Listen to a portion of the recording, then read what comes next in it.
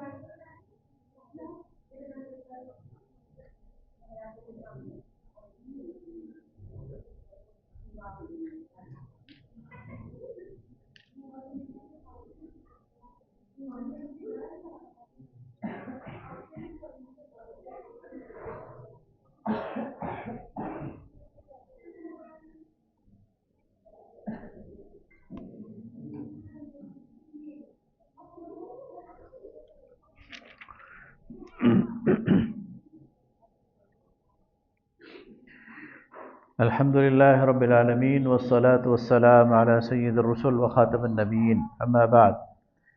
اعوذ باللہ من الشیطان الرجیم، بسم اللہ الرحمن الرحیم۔ اپنا درس شروع کرنے سے پہلے ایک اہم مسئلے کی وضاحت ضروری ہے، اس لیے میں آپ سے گزارش کروں گا کہ سورہ بقرہ میں آیت 187 اس کو کھولیں۔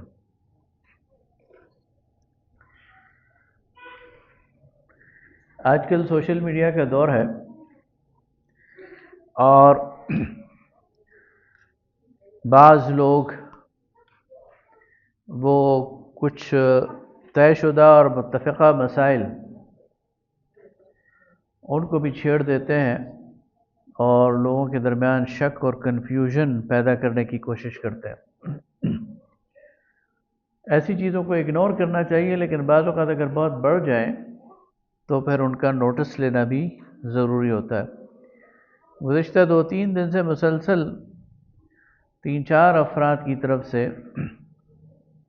ایک بات آ رہی ہے کہ یہ جو ہم مغرب کے فوراً بعد روزہ افطار کرتے ہیں یہ ٹھیک نہیں ہے اور یہ قرآن کے حکم کے خلاف ورزی ہے، اور وہ یہ آیت پیش کرتے ہیں، یہ میں نے آپ کے سامنے 187 آیت کہ وَكُلُوا وَاشْرَبُوا حَتَّى يَتَبَيَّنَ لَكُمُ الْخَيْطُ الْأَبْيَضُ مِنَ الْخَيْطِ الْأَسْوَدِ مِنَ الْفَجْرِ ثُمَّ أَتِمُّوا الصِّيَامَ إِلَى اللَّيْلِ۔ تو چونکہ یہاں إِلَى اللَّيْلِ کی بات ہے تو کہتے ہیں کہ چونکہ یہاں لیل ہے اور لیل کے مطلب رات ہے، تو روزہ وہ فوراً مغرب کے بعد نہیں کھولنا چاہیے بلکہ رات تک جانا چاہیے۔ اچھا، ان میں کچھ تو عام نوجوان ہیں، کچھ ایک آدھ دو مفتی بھی ہیں، ایک بہت بڑی گدی کے پیر صاحب ہیں، انہوں نے بھی اس پر کلپ ریکارڈ کرانا یا کہیں خطاب کرنا مناسب سمجھا، اور پیر صاحب کا حال یہ ہے کہ آیت غلط پڑھ رہے ہیں۔ ثم اتم الصیام الی اللیل کو 3 دفعہ انہوں نے پڑھا آتم الصیام، آتم الصیام الی اللیل، لیکن ظاہر ہے کہ مسند ارشاد پر بیٹھے ہوئے ہیں اور فتویٰ دے رہے ہیں۔ تو یاد رکھیے کہ روزہ جو ہے یہ دن کا روزہ ہے۔ ان آیات میں اللہ تعالیٰ فرماتا ہے کہ وَإِن كُنتُم مَّرْضَىٰ أَوْ عَلَىٰ سَفَرٍ فَعِدَّةٌ مِّنْ أَيَّامٍ أُخَرَ، اگر تم میں سے کوئی مریض ہو یا سفر میں ہو تو پھر بعد کے دنوں میں روزہ رکھے۔ تو روزہ دن کا ہے، رات کا نہیں ہے۔ اور دن کی ابتدا وہ بھی قرآن بتا رہا ہے کہ کیسے ہوتی ہے، اور دن کا اختتام وہ کیسا ہوتا ہے یہ بھی قرآن بتاتا ہے۔ اس کے ساتھ ساتھ نبی صلی اللہ علیہ وسلم کی جو سنت ہے وہ بھی ہمیں اس میں پوری رہنمائی دیتی ہے۔ کل بھی میں نے آپ کے سامنے ایک بات ذکر کی تھی کہ ہمارے سامنے قرآن کو سمجھنے کے لیے سب سے اہم چیز وہ صحابہ کرام رضوان اللہ تعالی علیہم اجمعین کا فہم ہے۔ تو ہمارے پاس صرف قرآن نہیں ہے خلا میں، ہمارے پاس قرآن بھی موجود ہے، ہمارے پاس صحابہ کرام رضوان اللہ تعالی علیہم اجمعین کا فہم بھی موجود ہے۔ اور صحابہ کرام کے درمیان یہ جو مسئلہ ہے یہ متفقہ تھا، ان میں سے کسی کا بھی اس پہ اختلاف نہیں کہ مغرب سے رات کا آغاز ہو جاتا ہے۔ اس لیے رسول اللہ صلی اللہ علیہ وسلم نے مغرب ہوتے ہی روزہ افطار کیا ہے۔ ایک صحابی کہتے ہیں حضرت عبداللہ بن ابی اوفا رضی اللہ تعالیٰ عنہ، اور یہ حدیث بخاری میں بھی ہے اور مسلم میں بھی ہے کہ ہم سفر میں تھے، جو ہی سورج غروب ہوا تو رسول اللہ صلی اللہ علیہ وسلم نے ایک شخص سے کہا کہ جو ستو ہیں انہیں پانی میں گھول کر لے آؤ۔ اس نے کہا ابھی تو اندھیرا نہیں ہوا، اس کے بھی یہی خیال تھا کہ شاید اس کے لیے اندھیرا ہونا چاہیے۔ آپ نے فرمایا لے آؤ، اور فوراً آپ نے مغرب کے بعد یعنی سورج کے غروب ہونے کے ساتھ ساتھ وہ روزہ افطار کر لیا۔ اسی طرح جب آپ مدینہ میں ہوتے تھے تو جو ہی سورج غروب ہوتا تھا آپ چند تر کھجوروں کے ساتھ روزہ افطار کرتے اور اس کے بعد نماز پڑھانے کے لیے تشریف لاتے۔ اچھا، یہ بات لاجیکل بھی ہے اور قرآن کے الفاظ بھی اس پر دلالت کرتے ہیں۔ قرآن پاک میں اللہ تعالیٰ یہ نہیں کہہ رہا ہے کہ اتم الصیام حتی اللیل۔ اگر یہ بات ہوتی نا کہ اتم الصیام حتی اللیل تو اس کا مطلب یہ ہوتا ہے کہ رات آ جانے کے بعد تک روزہ مکمل کرو، لیکن اللہ تعالیٰ فرما رہا اتم الصیام الی اللیل، رات کی سرحد تک روزے کو لے جاؤ۔ اور رات جو ہے وہ شروع ہو جاتی ہے غروب سے۔ رات یعنی رات ایسا نہیں ہے کہ انسٹنٹلی رات آ جائے، ایک دم اندھیرا چھا جائے، یہ تو ایک گریجول پروسیس ہے نا۔ ایسا نہیں ہے کہ آپ نے لائٹ آف کر دی یا لائٹ آن کر دی، اس طرح رات نہیں آتی۔ رات ایک گریجول پروسیس سے آتی ہے۔ تو رات کے جو نقطۂ آغاز ہے وہ سورج کا غروب ہے۔ یہی عرب ڈکشنری آپ کھول کے دیکھ لیں، آپ لسان العرب دیکھ لیں، آپ قاموس دیکھ لیں، وہ سب کہتے ہیں کہ لیل کا آغاز جو ہوتا ہے وہ مغرب سے ہوتا ہے۔ اس لیے اس میں کسی شک کی گنجائش نہیں ہے، اور رسول اللہ صلی اللہ علیہ وسلم کا جو اس میں سنت ہے اور جو عملی تواتر ہے۔ اچھا یہ بھی دیکھیں آپ کہ رسول اللہ صلی اللہ علیہ وسلم نے صحابہ کے سامنے روزہ کھولا اور مغرب کے وقت کھولا، پھر صحابہ نے تابعین کے سامنے کھولا، تابعین نے اپنے لاکھوں تبع تابعین شاگردوں کے سامنے کھولا، اور اس کے بعد امت کے 1400 سال کا ایک تعامل ہے جو یہ ہے۔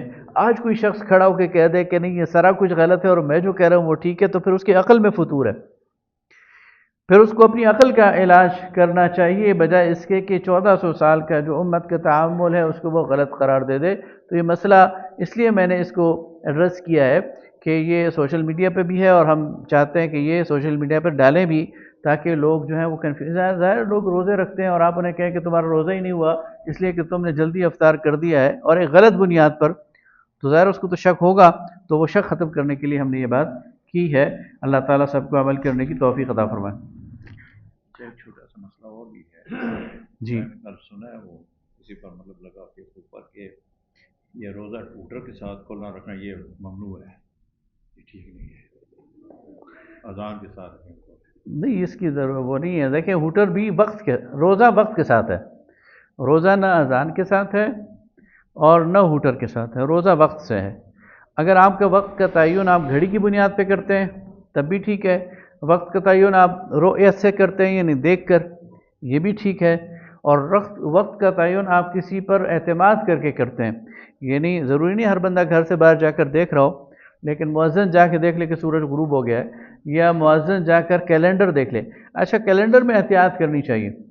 کیلنڈر میں بعض اوقات یہ ہوتا ہے کہ ایک شہر کا وقت دوسرے شہر سے مختلف ہوتا ہے۔ مثلا اگر آپ کے پاس پشاور کا کیلنڈر ہے تو پشاور میں اور یہاں کے وقت میں فرق ہے، یا آپ کے پاس راولپنڈی کا کیلنڈر ہے تو پنڈی کے اور یہاں کے وقت میں فرق ہوگا، کراچی کے اور لاہور کے وقت میں فرق ہوگا۔ تو کیلنڈر کو بھی بالکل اندھا بن کر استعمال نہیں کرنا چاہیے، یہ دیکھنا چاہیے کہ اس علاقے کا کیلنڈر ہے، اور اس میں بھی احتیاطاً 2-3 منٹ کا یعنی اس کو ٹائم اور دینا چاہیے، اس کے بعد ٹھیک ہے۔ وہ اگر ہوٹر کی بنیاد پہ ہوتا ہے یا وہ کہتے ہیں یہ سنت کے خلاف ہے۔ یہ ویسے ایک دین میں سختی پیدا کرنے والی بات ہے۔ تو اب ہم آتے ہیں سورہ السبا کی طرف۔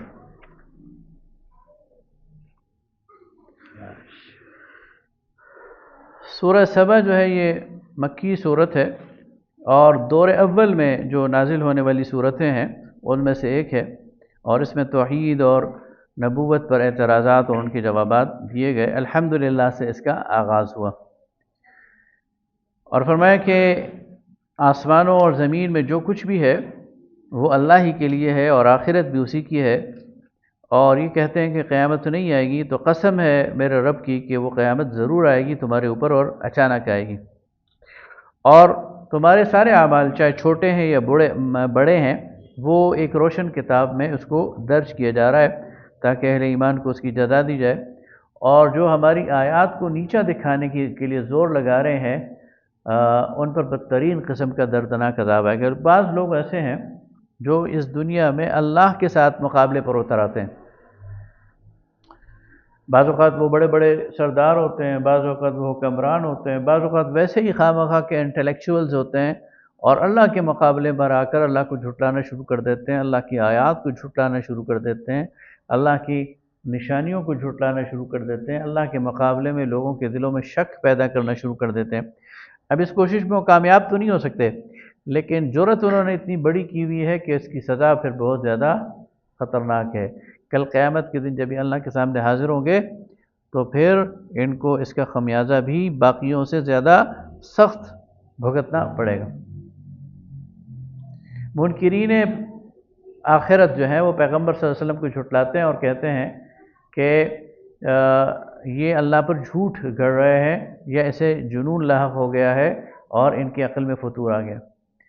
اس کے بعد حضرت داؤد علیہ السلام کا ذکر ہے کہ ہم نے ان پر بڑا فضل کیا، اور پہاڑوں کو ان کے ساتھ ہم آہنگ کر دیا، اور پرندوں کو بھی ان کے ساتھ ہم آہنگ کر دیا۔ یہ کل بحث آ گئی ہے کہ جب وہ زبور کی تلاوت کر رہے ہوتے تھے تو پہاڑوں پر، پرندوں پر، ارد گرد کے پورے ماحول پر ایک وجد کی کیفیت وہ طاری ہو جاتی تھی، اور سب تسبیح اور تقدیس میں وہ مل جاتے تھے اور شامل ہو جاتے تھے۔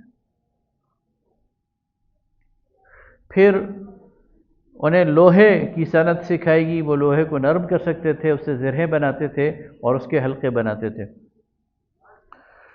یہ جو لوہے کی صنعت ہے یہ حضرت مسیح علیہ السلام کی ولادت سے کوئی 1200-1300 سال پہلے اس دنیا میں انٹروڈیوس ہوئی ہے۔ لوہے سے لوگوں نے ہتھیار بنانے شروع کر دی اور لوہے سے اپنے لیے باقی چیزیں بنانی شروع کر دی، تو یہ وہی دور ہے جو حضرت داؤد علیہ السلام کا دور ہے، اور اللہ تعالیٰ نے ان کو لوہے کی یہ صنعت عطا کی تھی، اور لوہے سے اس کو مولڈ کر کے، اس کو پگھلا کر، اس کو مختلف چیزوں میں ڈھالنا انہیں سکھایا تھا۔ حضرت داؤد یہودا قبیلے کے ایک نوجوان تھے، اور یہ عام سے نوجوان تھے، لیکن جسمانی طور پر تنومند تھے لیکن غیر معروف تھے۔ جب طالوت علیہ السلام اپنا لشکر لے کر چلے ہیں اور جالوت کا مقابلہ کیا ہے جو اس وقت بادشاہ تھا، تو طالوت کے لشکر میں یہ بھی شامل ہو گئے، اور انہی کے ہاتھوں جالوت کا قتل ہوا ہے، اور اس وجہ سے وہ پرومیننٹ ہو گئے، مشہور ہو گئے، اور پھر حضرت طالوت کی وفات کے بعد یہ اس پورے علاقے کے بادشاہ بن گئے، اور یہی وہ پہلے بادشاہ ہیں جنہوں نے اسرائیل کی اسٹیٹ کو اسٹیبلش کیا ہے اور اس کو مضبوط بنیادوں پر کھڑا کیا۔ اس کے بعد حضرت سلیمان علیہ السلام جو ان کے بیٹے تھے، ان کو اللہ تعالیٰ نے ان کے لیے چنا کہ ان کو یہ آپ کی جانشین ہوں گے۔ حضرت داؤد کے کئی بیٹے تھے، اور ان میں سے سب سے چھوٹے حضرت سلیمان تھے، لیکن اللہ تعالیٰ نے حضرت سلیمان کو وہ فہم عطا کیا تھا اور وہ صلاحیت عطا کی تھی کہ جس کی بنیاد پر وہ جانشین ثابت ہوئے۔ اور پھر حضرت سلیمان کے لیے اللہ تعالیٰ فرماتا ہے کہ وَلِسُلَيْمَانَ الرِّيحُ غُدُوُّهَا شَهْرٌ وَرَوَاحُهَا شَهْرٌ، کہ حضرت سلیمان علیہ السلام کے لیے اللہ تعالیٰ نے ہوا کو مسخر کر دیا تھا۔ جنات بھی ان کے لیے مسخر تھے، پرندے بھی ان کے لیے مسخر تھے، انسان بھی ان کے لیے مسخر تھے، اور ہوا بھی ان کے لیے مسخر تھی۔ اس کی ایک تعویل تو یہ کی جاتی ہے کہ یہ جو سمندری تجارت ہے اس میں بنیادی طور پر بادبانی کشتیوں کو اور جہازوں کو انہوں نے انٹروڈیوس کرایا تھا، اور اس میں ہوا ان کے موافق چلتی تھی، اور اس طرح یہ ساری تجارت ہوتی تھی۔ اور دوسری بات بھی میں آپ کو بتا چکا ہوں کہ کچھ مفسرین یہ بھی کہتے ہیں کہ ان کا جو تخت تھا وہ ہوا پر اڑتا تھا، اور وہ اپنے لشکر سمیت ایک جگہ سے دوسری جگہ تک جا سکتے تھے۔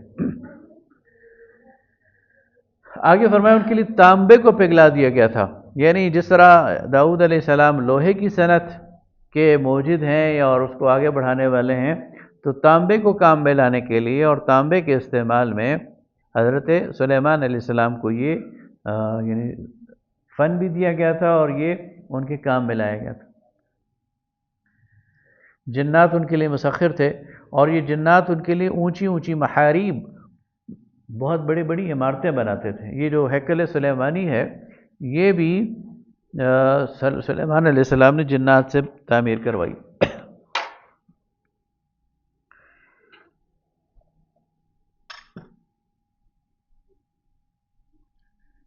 اور ان کے لیے تماثیل، تصویریں بھی بناتے تھے۔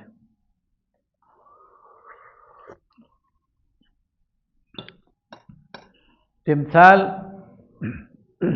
تصویر کو کہتے ہیں، اور ہر وہ چیز، ہر وہ نقش جو قدرتی چیز کا مشابہ ہو تو اس کو تمثال کہتے ہیں۔ یہ انسان کی بھی ہو سکتی ہے، جانور کی بھی ہو سکتی ہے، اور درختوں کی بھی ہو سکتی ہے۔ اس پر یہ سوال اٹھتا ہے کہ کیا اس شریعت میں تصویر بنانا جائز تھا؟ اس لیے کہ جو یہود ہیں انہوں نے حضرت سلیمان علیہ السلام پر الزامات لگائے، تو ان میں سے ایک الزام یہ بھی ہے کہ انہوں نے ہیکل سلیمانی میں فرشتوں کی تصویریں بنا کر لگوائیں، اور دیوی دیوتاؤں کی تصویریں بھی لگوائیں۔ یہ سراسر جھوٹ ہے جو انہوں نے، آگے بھی میں اس کا ذکر کروں گا کہ یہود جو ہیں حضرت سلیمان سے بغض رکھتے تھے، اگرچہ انہیں بادشاہ مانتے تھے لیکن نبی نہیں مانتے تھے، اور ان سے بغض رکھتے تھے، لہذا ان کے خلاف وہ بہت ساری چیزیں انہوں نے اپنی کتابوں میں داخل کی ہیں۔ اسی سے متاثر ہو کر بدقسمتی سے ہمارے کچھ مفسرین نے بھی ان کی چیزیں لے لی، قدیم مفسرین نے، اور بیان کی، جو کہ صحیح نہیں ہے۔ تو یہاں تماثیل سے مراد انسانی یا جانوروں کی تصویریں نہیں، بلکہ درخت اور پہاڑ اور پھول پتیوں کی تصاویر ہیں۔ تو جو ان کا محل تھا حضرت سلیمان کا، اس کے لیے جو موزیک ہے، جو نقش و نگار ہے، اور جو اس کی خوبصورتی ہے، اس میں پہاڑوں اور درختوں اور پھول پتوں کی جو وہ تھی نقشہ گری، وہ ان کے لیے یہ جنات کیا کرتے تھے۔ یہ اس کی صحیح تفسیر ہے، اس کے علاوہ کوئی اس کی تفسیر ٹھیک نہیں۔ بعض لوگ اس سے اور بھی ایک آگے بڑھ کر، ایک قدم آگے بڑھ کر ایک اور چیز بھی ثابت کرتے ہیں کہ چونکہ تماثیل یعنی تصویر حضرت سلیمان کی دور میں تھی اور وہ تصویریں بنواتے تھے، تو گویا وہ انسانوں کی بھی تصویریں بنواتے تھے، تو آج بھی پھر تصویر بنانا جائز ہے۔ تو یہ بالکل غلط بات ہے۔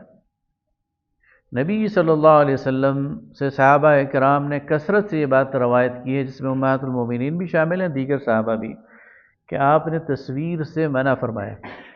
ایسا کپڑا یا ایسی چیز جس پر تصویر ہو، آپ نے اس کو ہٹوایا ہے، اور اس کو وہاں سے، یعنی اس کو اگر وہ ہے تو اسے پھاڑ دیا ہے یا ہٹا دیا ہے، اور یا قدموں پر رکھ دیا تاکہ اسے روندا جائے۔ تو اسلامی شریعت میں جاندار کی تصویر ہے اس کی کوئی گنجائش نہیں ہے۔ البتہ آج کے دور میں تمدنی ضرورت کے لیے، مثلا شناختی کارڈ کے لیے، پاسپورٹ کے لیے، یا کسی اور آئی ڈی کے لیے، شناخت کے لیے جو تصویر ہے اس کو فقہا جائز قرار دیتے ہیں، لیکن یہ صرف شناخت کے لیے۔ تمدنی ضرورت کے لیے۔ اس کے علاوہ تصویر کی، چاہے وہ ہاتھ سے بنی ہوئی ہو یا کسی اور طریقے سے، یا کوئی بت ہو، اس کی قطعاً گنجائش نہیں ہے۔ بعض لوگ ایک فرق کرتے ہیں تصویر میں اور عکس میں۔ عکس جس طرح پانی پہ عکس ہوتا ہے یا شیشے پہ عکس ہوتا ہے، اس طرح وہ یہ کہتے ہیں جو کیمرہ ہے یا موبائل ہے، اس میں جو ہم تصویر محفوظ کرتے ہیں نا، یہ عکس ہے، اس لیے کہ اس کا پرنٹ تو نہیں ہے، تو وہ اس کے جواز کے قائل ہیں۔ یہ آج کے دور کے کچھ محققین ہیں۔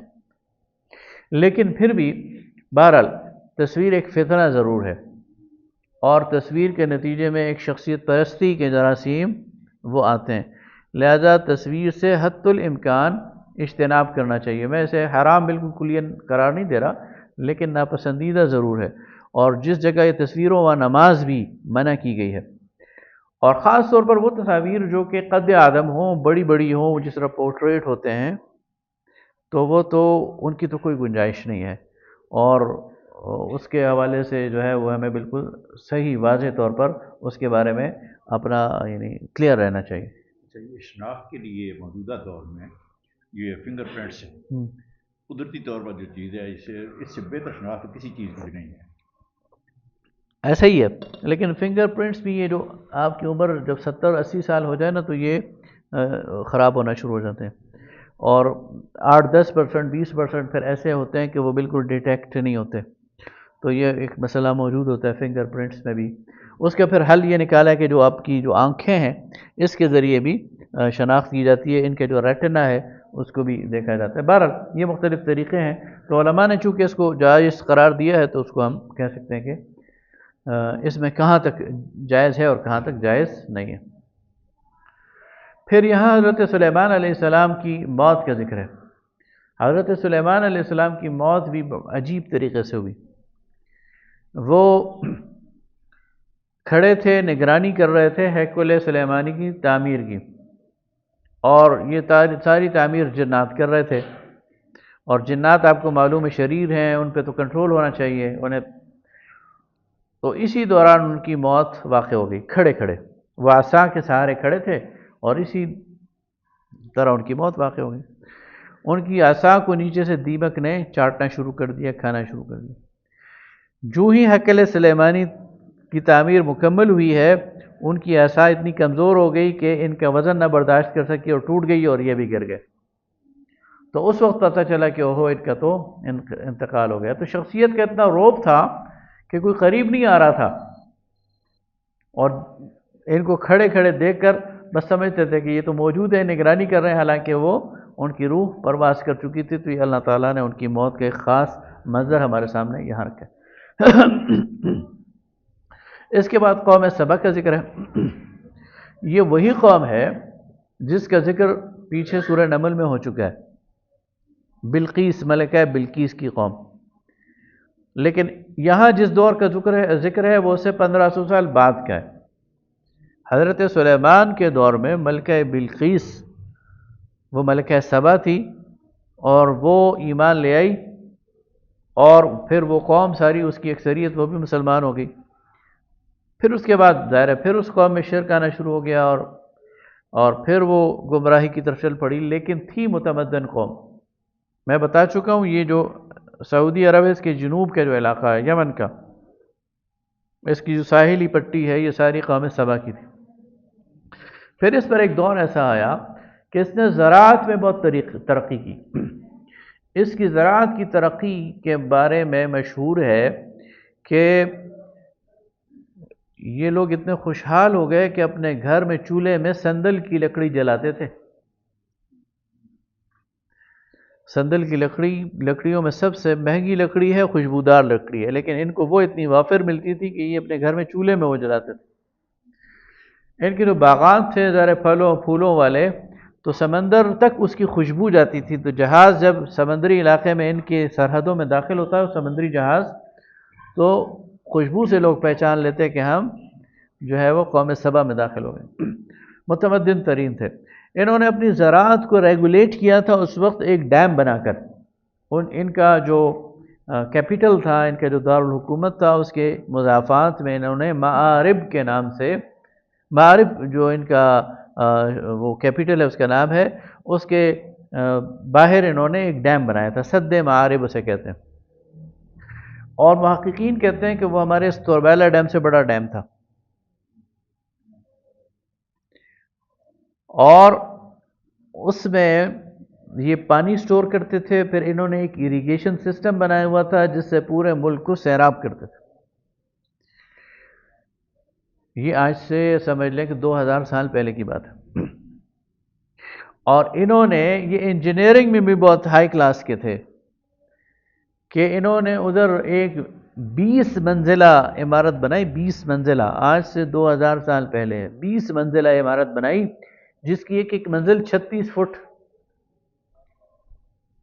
کی تھی، تو اس کا مطلب 700 فیٹ یا 800 فیٹ لمبی جو ہے انہوں نے وہ عمارت اس دور میں بنائی۔ اس کے لیے ٹیکنالوجی چاہیے، اس کے لیے کاریگری چاہیے، فن چاہیے، وہ سارا اس میں تھا، لیکن انہوں نے ناشکری کی۔ تو نبی صلی اللہ علیہ وسلم کی یعنی نبوت سے سمجھ لیں 150 سال پہلے ان پر پھر ایک سیلاب آیا ہے، بند توڑ، جسے کہتے ہیں سیل العرم، فارسلنا علیہم سیل العرم، اور اس نے سیلاب نے ان کی ساری جو زراعت ہے اس کو تباہ کر دیا، ان کی زرخیز زمین کو ریگستان میں بدل دیا، اور یہ جو ہے وہ تتر بتر ہو گئے۔ تو یہ وہ قوم ہے، اور کیوں تتر بتر ہوئے کہ انہوں نے ناشکری کی، انہوں نے اللہ تعالیٰ کی نعمتوں کا شکر ادا نہیں کیا۔ آگے قیامت کا منظر اللہ تعالیٰ رکھ رہا ہے اور بتا رہا ہے کہ جو کمزور لوگ ہیں نا، جو پیچھے چلنے والے ہیں، فالو کرنے والے ہیں، یہ قیامت کے دن اپنے لیڈروں کو پکڑیں گے اور کہیں گے ہم تو تمہارے پیچھے چلتے تھے، اب ہمیں بچاؤ، تو وہ کہیں گے ہم کہاں سے بچائیں، نہ چلتے ہمارے پیچھے، اور دونوں ایک دوسرے کو ملامت کریں گے، ایک دوسرے کو برا بھلا کہیں گے، اور سب کے سب جہنم میں جائیں گے۔ تو اس طرح یہ صورت ختم ہوتی ہے۔ آگے سورہ فاطر شروع ہوتی ہے۔ سورہ فاطر جو ہے یہ بھی مکہ کے درمیانی مدت میں نازل ہوئی، اور کفار کی طرف سے جو تعذیب اور تشدد کی جو لہر ہے وہ شدید ہو گئی تھی، اس موقع پر نازل ہوئی۔ الحمدللہ سے یہ سورت بھی شروع ہو رہی ہے۔ میں بتا چکا ہوں قرآن پاک میں 5 سورتیں الحمدللہ سے شروع ہو رہی ہیں، ایک تو سورہ فاتحہ، دوسری سورہ الاعراف، تیسری سورہ سبا، تیسری سورہ کہف، چوتھی سورہ سبا، اور 5ویں یہ سورہ فاطر۔ پھر اللہ تعالیٰ کی تخلیق اور قدرت کی نشانیاں بیان کر کے اللہ تعالیٰ ایک اصول بیان کر رہا ہے، اور یہ اصول یہ ذہن میں رکھنا چاہیے، یہ آیت یاد کر لینی چاہیے۔ فرمایا ما یفتح اللہ للناس من رحمت فلا ممسک لها وما یمسک فلا مرسل له من بعده وهو العزیز الحکیم۔ اللہ جس کے لیے اپنی رحمت کے دروازے کھول دے کوئی اسے بند نہیں کر سکتا، اور اللہ جو دروازے بند کر دے کوئی اسے کھول نہیں سکتا۔ یہ ہم کہتے ہیں نا فلانے نے نظر لگا دی ہے، فلانے نے بندش کر دی ہے، فلانے نے تالا لگا دیا ہے، اللہ فرماتا ہے ایسی کسی کی جرت نہیں ہے۔ انسان حسد کرتا ہے، حسد کر سکتا ہے، حسد کی کوشش بھی کرتا ہے، حسد میں نقصان پہنچانے کی بھی کوشش کرتا ہے، اور اس کا کچھ تھوڑا بہت شاید فرق بھی پڑے، لیکن وہ بھی اللہ کی مشیت ہوتی ہے تو ہوتا ہے، ورنہ نہیں ہوتا۔ اصل فیصلہ اللہ کا ہے، اللہ کسی کے لیے دروازہ بند کر دے ساری دنیا نہیں کھول سکتی، اور اللہ کسی کا دروازہ کھول دے ساری دنیا بند نہیں کر سکتی۔ اس لیے ہمارا معاملہ اللہ سے سیدھا رہنا چاہیے، اور جب اللہ سے ہمارا معاملہ سیدھا ہوگا تو پھر کوئی کسی کو نقصان نہیں پہنچا سکتا۔ آگے تمام انسانوں کو مخاطب کر کے کہا جا رہا ہے کہ اللہ کی نعمتوں کو یاد کرو، اور کیا اس کے علاوہ کوئی اور خالق ہے جو تمہیں زمین و آسمان سے رزق فراہم کرے؟ اور پھر کہا کہ اگر اے نبی صلی اللہ علیہ وسلم یہ آپ کو جھٹلاتے ہیں تو آپ سے پہلے بھی کئی رسولوں کو جھٹلا چکے ہیں۔ آگے فرمایا کہ شیطان تمہارا کھلا دشمن ہے، تم بھی اسے دشمن بناؤ، اس کا گروہ تو تمہیں جہنم کی طرف بلاتا ہے۔ پھر آگے فرمایا کہ جس شخص نے کے لیے اس کا برا عمل اس کے خوشنما، یعنی ایسے لوگ ہیں جو کام تو برے کرتے ہیں لیکن ان کے برے کام ان کے لیے اچھے بنا کر پیش کیے جاتے ہیں، وہ خوش ہوتے ہیں کہ ہم تو بڑا نیک کام کر رہے ہیں، ہم تو بڑا اچھا کام کر رہے ہیں۔ منافقین کے بارے میں سورہ بقرہ میں کہا نا کہ جب انسان وَإِذَا قِيلَ لَهُمْ لَا تُفْسِدُوا فِي الْأَرْضِ قَالُوا إِنَّمَا نَحْنُ مُصْلِحُونَ، جب ان سے کہا جاتا ہے فساد نہ کرو زمین میں، تو کیا کہتے ہیں؟ ہم تو اصلاح کر رہے ہیں، ہم کون سا فساد کر رہے ہیں؟ تو ان کے برے عمل ان کے لیے خوشنما بنا دیے جاتے ہیں۔ آپ اس سے اندازہ لگائیں نا اللہ تعالیٰ قرآن پاک میں سورہ حج کو اگر آپ مطالعہ کریں، اللہ تعالیٰ صرف مسجد کی نہیں، ہر قسم کی عبادت گاہ کے حوالے سے اس کے احترام کی بات کرتا ہے۔ ایک شخص یہودی اپنی عبادت گاہ میں ہے، مسیحی اپنے گرجے میں ہے، ہندو اپنے مندر میں ہے، تو وہ اس کا اور رب کا معاملہ ہے۔ اس عبادت گاہ کو ایک تحفظ حاصل ہونا چاہیے اور وہاں پر امن ہونا چاہیے، صرف مسجد کی بات نہیں کرتا۔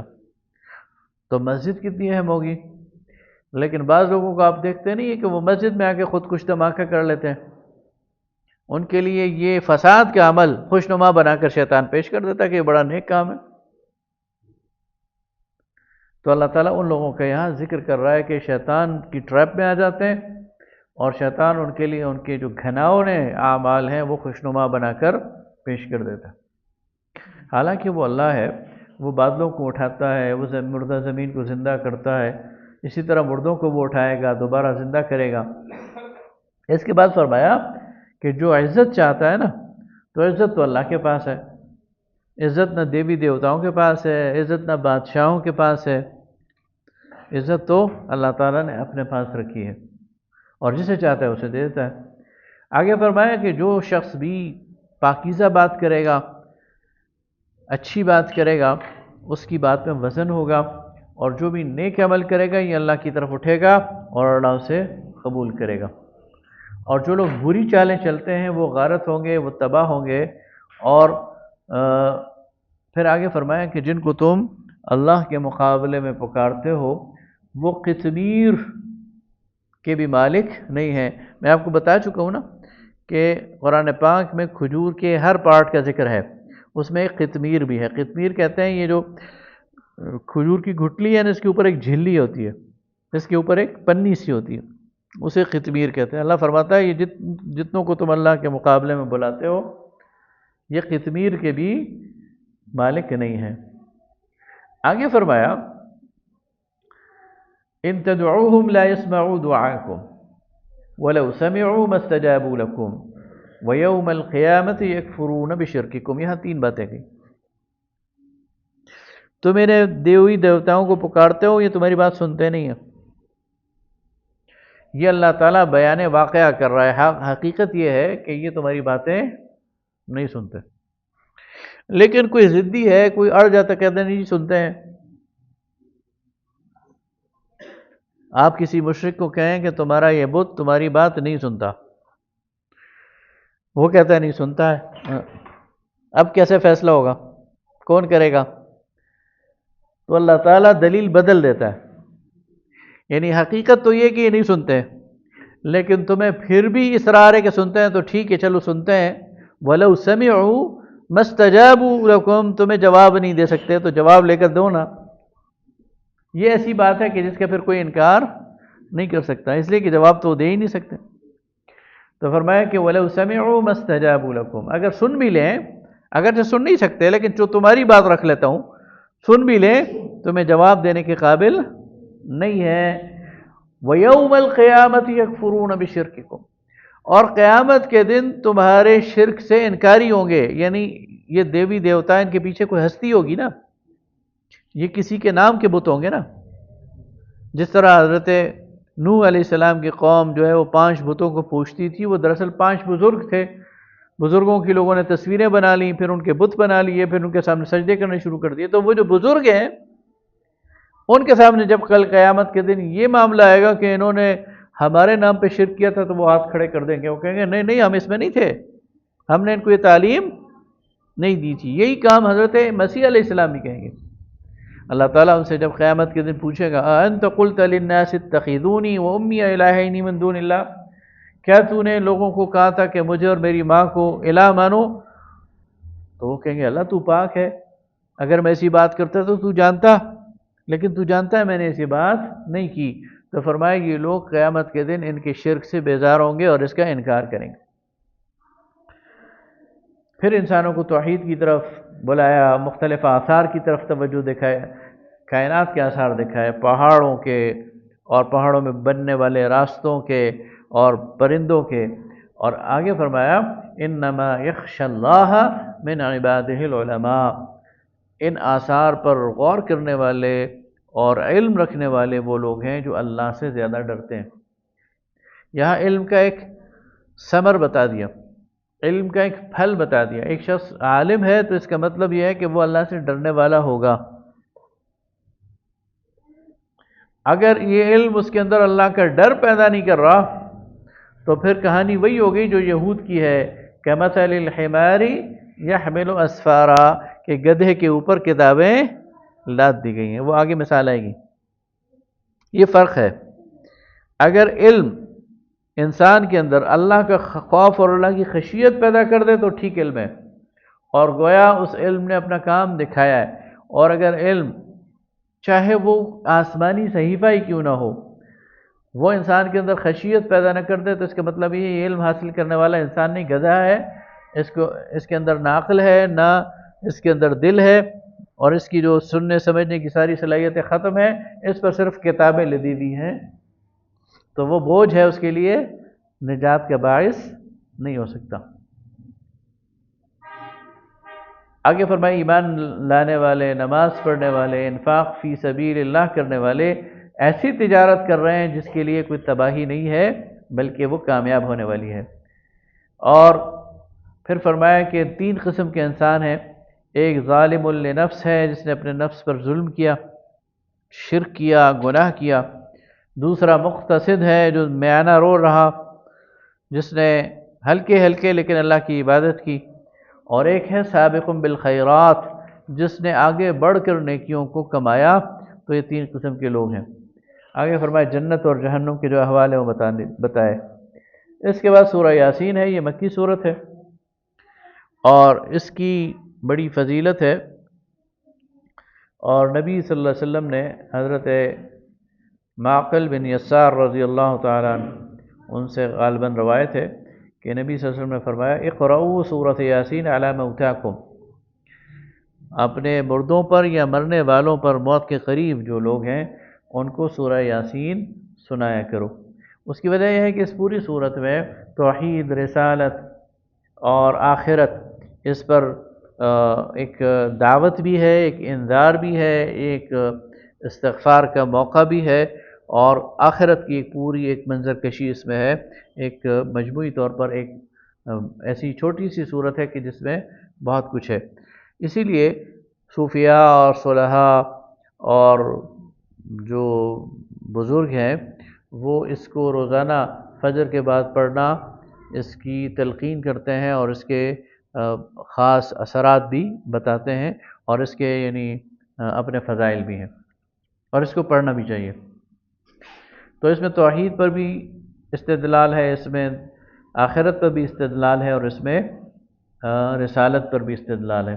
فرمایا کہ انک لمن المرسلین، آپ یعنی رسولوں میں سے ہیں، اعلیٰ صراط مستقیم، سیدھے راستے پر ہیں، اور انذار آپ نے کرنا ہے، لوگوں کو ڈرانا ہے۔ اور فرمایا کہ یہ اپنی ضد اور ہٹ درمی کی وجہ سے ماننے والے نہیں ہیں۔ پھر ایک بستی والوں کا قصہ بیان کیا گیا۔ یہ کون سی بستی تھی؟ قدیم مفسرین کہتے ہیں شام کا ایک شہر ہے انطاکیہ، اس میں حضرت مسیح علیہ السلام نے اپنے نمائندے بھیجے تھے، اور یہ ان کا واقعہ ہے۔ وہ پہلے 2 تھے اور پھر ان کے پیچھے ایک تیسرا بھی گیا۔ مولانا امین حسن اصلاحی صاحب نے تدبر قرآن میں ایک ہٹ کر رائے دی ہے، اس کے لیے دلائل بھی دیے ہیں، وہ میں آپ کے سامنے رکھ دیتا ہوں کہ یہ 2 رسولوں کو جو ذکر ہے یہ دراصل حضرت موسیٰ اور ہارون کا ذکر ہے، اور یہ بستی مصر کی بستی ہے، اور ان سے جو تیسرا جس کا ذکر ہے وہ قوم فرعون کا وہ آدمی ہے جو ان پر ایمان لے آیا تھا، جس کا ذکر جو ہے وہ سورہ مومن میں موجود ہے۔ تو بہرحال اس قرآن نے چونکہ اس بستی کا نام نہیں لیا تو ہم بھی تعین کے ساتھ نہیں کہہ سکتے کہ کون سی بستی ہے۔ جو تیسرا آیا تھا اسے قتل کر دیا قوم نے، قیل ادخل الجنہ قال یا لیت قومی یعلمون، تو جو ہی اسے قتل کیا گیا اسے جنت میں داخل کر دیا گیا، اور اس نے کہا کہ کاش میری قوم کو علم ہوتا کہ میرے رب نے مجھے معاف کر دیا ہے اور مجھے عزت داروں میں شامل کر دیا۔ اس قوم پر عذاب آیا۔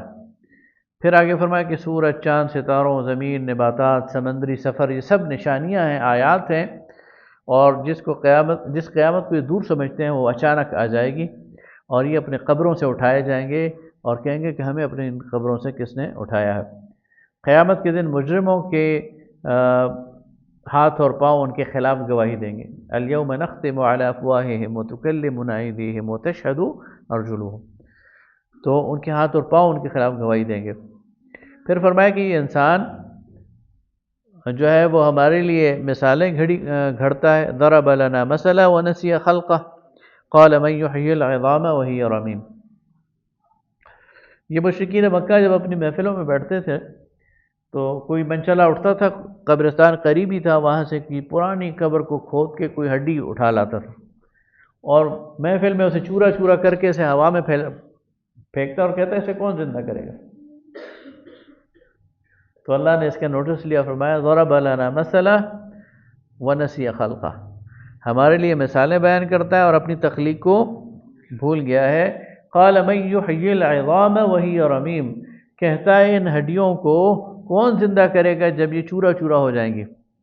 قل یحییھا الذی انشأھا اول مرہ، اے نبی صلی اللہ علیہ وسلم کہہ دیجئے وہی ذات اسے زندہ کرے گی جس نے پہلی بار بنایا ہے، جس کے لیے پہلی بار بنانا مشکل نہیں، یعنی پہلی بار تو کچھ بھی نہیں تھا نا، سبسٹینس ہی نہیں تھا، اس نے بنا دیا، اس پہلی بار کو دوبارہ جوڑنا یہ اس کے لیے کوئی مشکل نہیں ہے۔ آپ بھی دیکھتے ہیں نا، ایک گاڑی جب کمپنی سے بن کر آتی ہے تو جو پہلی مینوفیکچرنگ ہے وہ اس کی وہ مشکل ہے، لیکن اسے کوئی کھول کے دوبارہ جوڑے تو یہ تو کوئی بھی کر سکتا ہے، ہمارے مکینک روزانہ ہی کر رہے ہوتے ہیں۔ اللہ فرماتا ہے کہ تمہارا پہلا بنانا میرے لیے مشکل نہیں تھا، تو جب میں نے پہلی بار بنا لیا تو دوبارہ جوڑ کر اس طرح بنا لینا میرے لیے مشکل نہیں ہے۔ آگے سورہ قیامہ میں فرمایا ایحسب الانسان ان لن نجمع عظامہ، انسان یہ سمجھتا ہے کہ ہم اس کی ہڈیاں نہیں جوڑ سکتے، جمع نہیں کریں گے، بلا قادرین علی ان نسوی بنانا، اللہ فرماتا ہے ہم اس پر قادر ہیں کہ تمہاری انگلیوں کے یہ پور ہے نا، پور، یہ تمہارے فنگر پرنٹس، یہ برابر کر دیں گے، بالکل اسی طرح کا انسان تمہیں بنا کر کھڑا کریں گے قیامت کے دن، چاہے زمین، قد علمنا ما تنقص الارض منہم وعندنا کتاب حفیظ، ہمیں معلوم ہے کہ تم میں سے کیا چیز زمین نے کھا لی ہے، زمین میں ہی دفن ہو نا، تو زمین نے جو کچھ کھایا ہوا ہے، زمین نے جو کچھ چاٹ لیا ہے وہ ہمارے پاس لکھا ہوا ہے، اور یہی زمین واپس کرے گی، برآمد کرائیں گے اس سے، وہ جو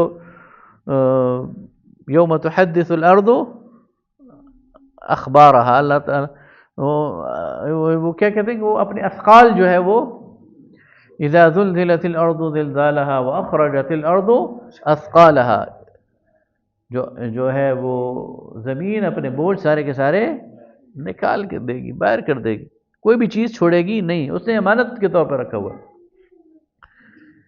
آگے فرمایا کہ یہ جو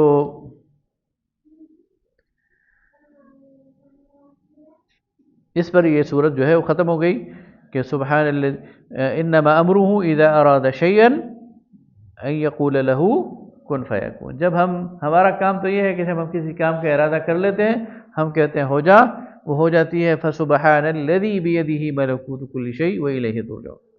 آگے سورہ الصافات ہے، سورہ صافات بھی مکی صورت ہے، اور اس میں جو مخالفین ہیں ان کی مزاحمت پوری شدت کے ساتھ ہے، دل شکن حالات تھے، اور ایک بڑی تعداد، اچھا یہ ہجرت حبشہ کے بعد نازل ہوئی، تو ہجرت حبشہ میں مسلمانوں کی ایک بڑی تعداد وہ حبشہ چلی گئی، تو مکہ میں صرف 30-40 مسلمان رہ گئے۔ اب پہلے ہی مشرکین کا دباؤ ہے اور مسلمان دبے ہوئے ہیں، اور پھر جب ایک تعداد نکل جائے اور یہ تھوڑے رہ جائیں تو پھر ان حالات میں ایک مایوسی کا ان حالات میں یہ جو ہے وہ صورت نازل ہوئی، اور اس میں اللہ تعالیٰ مومنین کو دلاسا دے رہا ہے، اور دلاسا قسمیں کھا کر دے رہا ہے۔ 3 قسمیں کھائی گئی ہیں، والصافات صفا فالزاجرات زجرا فالتالیات ذکرا۔ یہ تمہارے ساتھی کم ہو گئے ہیں تو کوئی بات نہیں،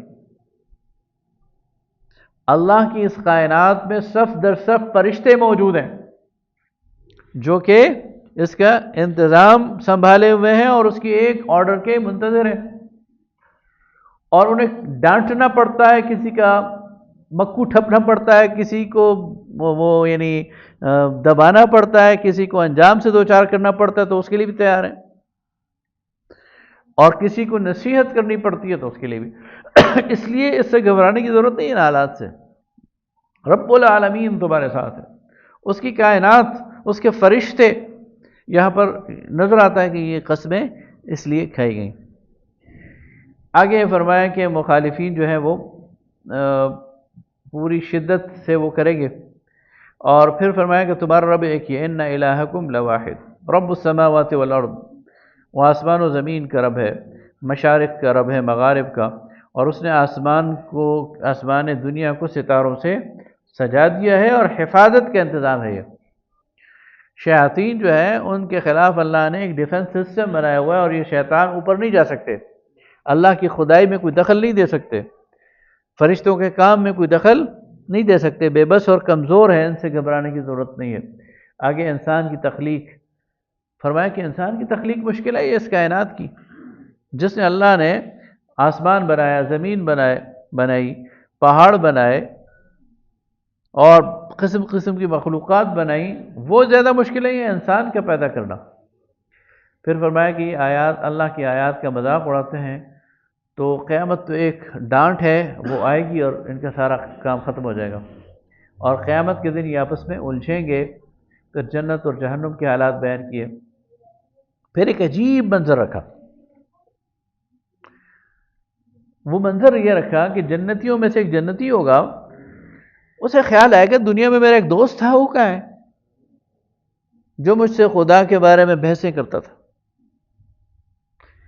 تو اس سے کہا جائے گا کہ وہ تو جہنم میں۔ تو پھر اللہ تعالیٰ کوئی ایسا بندوبست کریں گے کہ جہنم کی اتھاہ گہرائیوں میں وہ اسے نظر آ جائے گا، وہ جھانک کر دیکھے گا کہ وہ ہو، اور اللہ کا شکر ادا کرے گا اور کہے گا بے بدبخت، قریب تھا تو مجھے بھی ساتھ لے جاتا، لیکن شکر ہے کہ میں تیری باتوں میں نہیں آیا۔ تو یہ دنیا میں دوستیاں ہیں نا، ان کی بڑا خیال رکھنا چاہیے۔ ایسے کسی سے دوستی کر لیں کہ ہمیں بھی ساتھ لے جائے تو پھر اس کو بھی کوسیں گے، وہ ہمیں کوسے گا۔ تو یہاں وہ منظر رکھا گیا، یعنی بڑا ہی ایک عجیب منظر ہے۔ اللہ تعالیٰ ہمیں سب کو بچائے۔ پھر نوح علیہ السلام کی بات کی گئی، اور کہا کہ نوح نے ہمیں پکارا تو ہم نے بڑا اچھا اسے جواب دیا، اور سلامتی و سلام علی نوح فی العالمین۔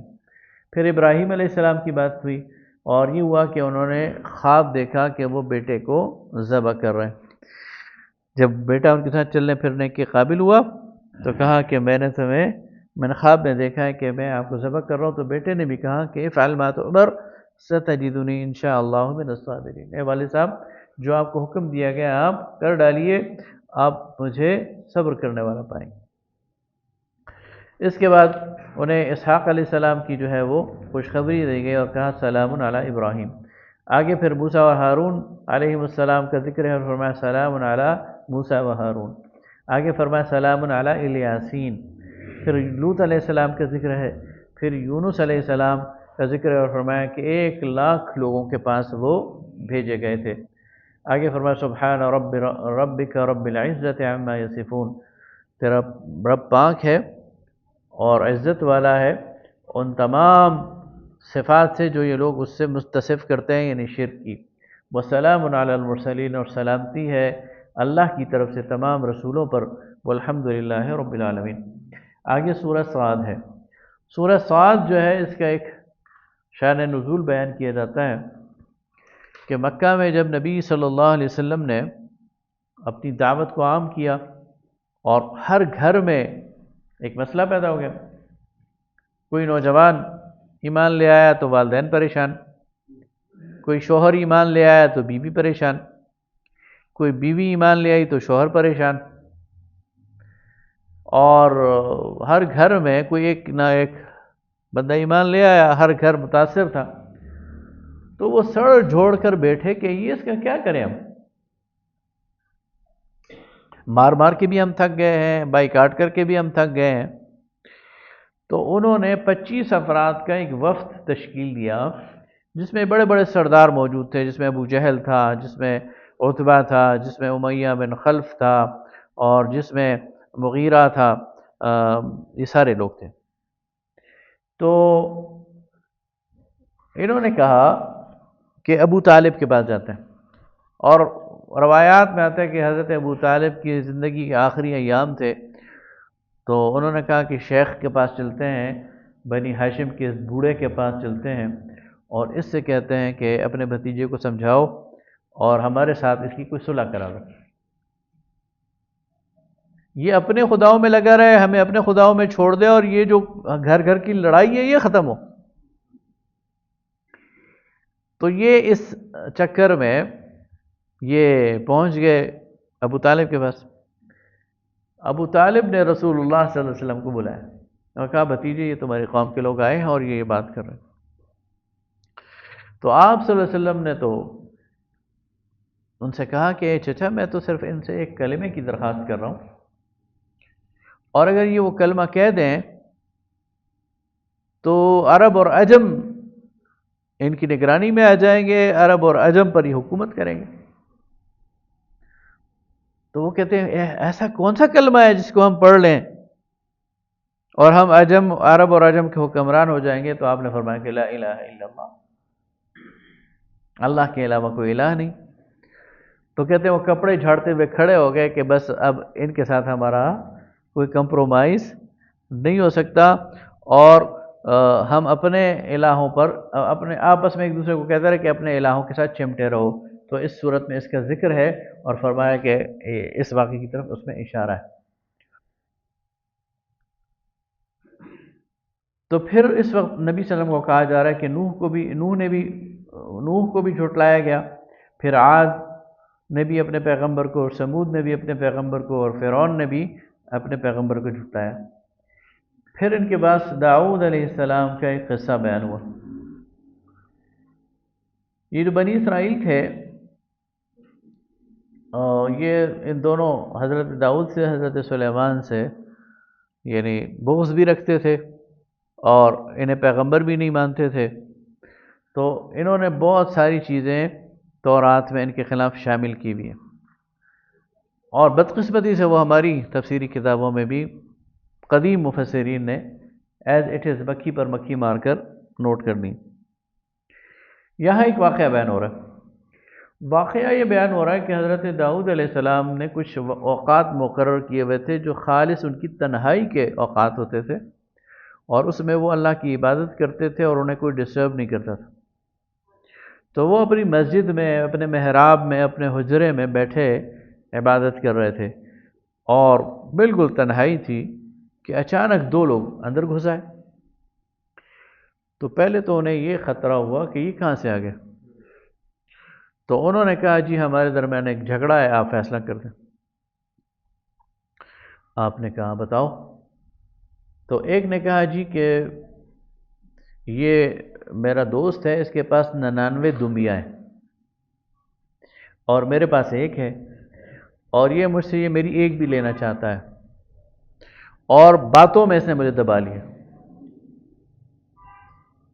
تو حضرت داؤد نے کہا کہ یہ تو بڑا ظلم کر رہا ہے تم پر، کہ اس کے پاس 99 ہے اور تمہارے پاس ایک ہے، اور تمہاری ایک بھی لینا چاہتا ہے، تمہیں اس ایک سے بھی محروم کرنا چاہتا ہے۔ لیکن فوراً ہی انہیں کچھ خیال آیا اور سجدے میں گر گئے، اور سمجھ گئے کہ یہ انسان نہیں ہے، فرشتے ہیں، اور اللہ نے مجھے تمثیل کے ذریعے کوئی بات سمجھائی ہے۔ وہ بات کیا تھی؟ وہ بات سمپل سی تھی، لیکن اس کو پھر اس کی قصہ آرائی کی گئی، وہ بات یہ تھی کہ ان کا ایک سپہ سالار تھا، اس سپہ سالار کی جو بیوی تھی اس کے متعلق حضرت داؤد کو معلوم ہوا کہ وہ کوئی بہت اوصاف کی اس کے اندر کچھ کوالٹیز ہیں جو کہ عام خواتین میں نہیں ہوتی، تو اسے تو کسی بادشاہ کی یا میرے محل میں ہونا چاہیے، میری بیوی ہونا چاہیے، یہ خواہش صرف ان کے دل میں صرف یہ خواہش ہے۔ اس پر اللہ تعالیٰ نے انہیں کہ نبی کے اور پیغمبر کے دل میں یہ خواہش بھی نہیں آنی چاہیے، ورنہ خواہش پہ کس کا کنٹرول ہے؟ خواہش تو کسی کے اس میں بھی آ سکتی ہے، صرف یہ بات تھی۔ اس کو قصارائی یہ بنا دیا گیا کہ وہ انہوں نے اس کو اٹھوا لیا اور یہ کر لیا ہوگا، یہ سارے اب فضول باتیں، تورات میں الزامات لگے ہوئے ہیں، قرآن نے ان سب کو نگیٹ کیا ہے، اور قرآن نے اس کو پردے میں رکھ کر بڑے اچھے انداز سے صرف ان کو ان کی جو اندرونی خواہش ہے اس کو ایڈریس کیا کہ ایک پیغمبر کی شان نشان نہیں، اور انہیں بات فوراً سمجھ بھی آ گئی اور انہوں نے اس سے توبہ کر لی، اللہ تعالیٰ نے معاف کر دیا۔ تو یہ ایک واقعہ یہاں پر بیان ہوا۔ آگے حضرت سلیمان کا ایک واقعہ یہاں بیان ہوا کہ حضرت سلیمان علیہ السلام ایک دن اپنے گھوڑوں کا معائنہ کر رہے تھے، اور گھوڑوں کے معائنے میں وہ اتنے مگن ہو گئے، یہ جہاد کے لیے انہوں نے گھوڑے رکھے ہوئے تھے، ان کی فوج تھی، گھوڑوں کے معائنے میں اتنے مگن ہو گئے کہ عصر کی نماز فوت ہو گئی، ان سے عصر کی نماز قضا ہو۔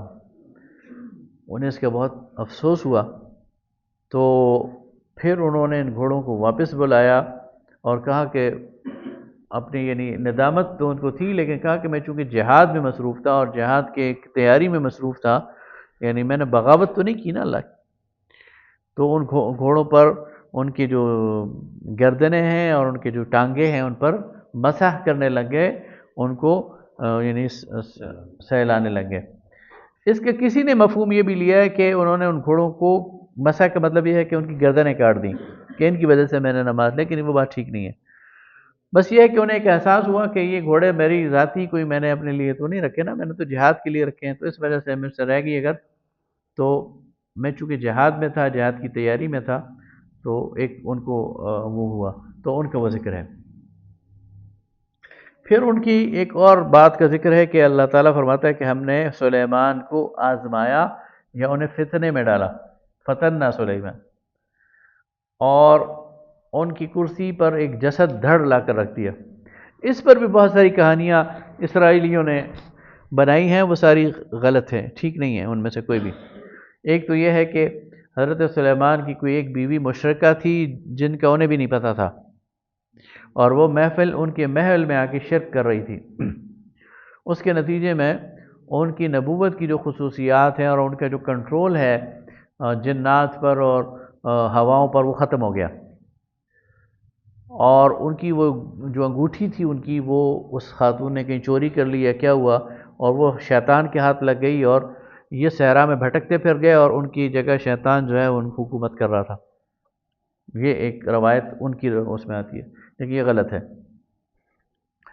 اور بھی بہت ساری روایات ہیں، لیکن اصل بات یہ ہے کہ حضرت سلیمان علیہ السلام کی جب حکومت قائم ہو گئی تو انہیں اپنے جانشین کی فکر ہوئی کہ میرے بعد یہ کون سنبھالے گا، یہ ہر باپ کی ایک فطری خواہش ہوتی ہے۔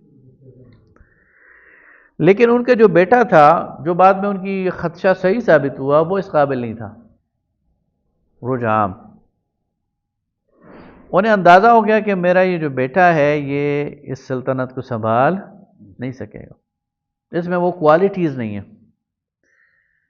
اس لیے پھر انہوں نے آگے ان کی دعا نقل کی کہ رب ہب لی ملکا لا ينبغی لأحد من بعد، اے اللہ مجھے ایسی حکومت عطا کر جو میرے بعد کسی اور کو نہ ملے، بس اس کو مجھ پہ ختم کر دے۔ تو وہ جو نااہل بیٹا تھا وہ جب ان کے بعد آیا تو اس نے وہی کیا، وہ عیاشی میں لگ گیا اور کاموں میں لگ گیا، اور وہ اسرائیل کی اسٹیٹ دو حصوں میں ٹوٹ گئی اور آپس میں لڑائیوں میں شامل ہو گئی۔ تو اللہ تعالیٰ فرماتا ہے کہ ہم نے ان کو ان کی اولاد کے ذریعے آزمایا، ان کو ان کا جو خواہش تھی جانشین کی وہ پوری نہیں۔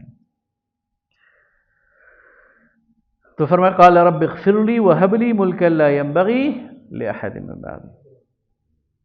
آگے سلیمان علیہ السلام کی پھر بادشاہت کا اللہ تذکرہ کرتا ہے کہ کیسے ہم نے ان کو سمندروں پر اور ہواؤں پر جو ہے وہ پوری بادشاہت دی. پھر اس کے بعد حضرت ایوب کا تذکرہ کرتا ہے اللہ تعالیٰ، اور حضرت ایوب کا جو تذکرہ ہے کہ وہ چونکہ بیمار تھے اور بیماری میں صبر کے ساتھ گزارا کر رہے تھے، لیکن ایک موقع ایسا آیا کہ وہ اپنی بیوی سے ناراض ہو گئے